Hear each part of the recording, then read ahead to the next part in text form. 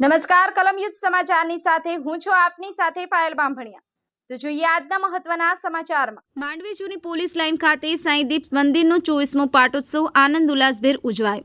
માંડવી જૂની police line ખાતે સાંઈદીપ મંદિરનો 24મો પાટોત્સવ ભક્તિભાવપૂર્ણ માહોલમાં આનંદ ઉત્સાહભેર ઉજવવામાં આવ્યો હતો, જેમાં સવારે 7 કલાકે પૂજા વિધિ, શોભાયાત્રા સવારે 10 કલાકે ભોજન મહાપ્રસાદી, બપોરે 12:15 કલાકે યોજવામાં આવી હતી।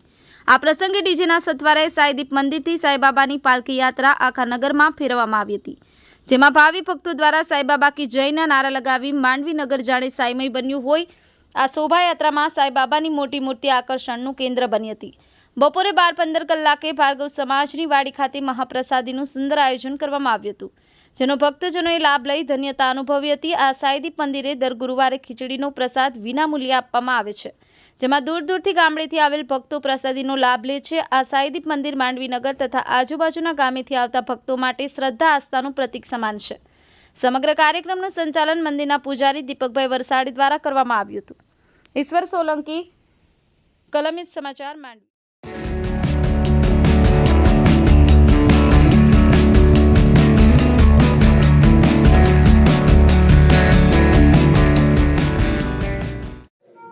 માંડવી ખાતે આવેલ સાંઈદીપ મંદિર જૂની પોલીસ લાઇન દર વર્ષે 24મા પાટોત્સવ ઉજવવામાં આવે છે। દર વર્ષે ભાવિક ભક્તો 24મા પાટોત્સવની પાલખી યાત્રામાં જોડાય છે। મોટી સંખ્યામાં લોકો અહીંયા આવે છે। આસ્થાનું કેન્દ્ર છે સાંઈબાબાનું મંદિર, ને દર વર્ષે મહાભંડારો ભાવિક ભક્તો એનો લાભ લે છે।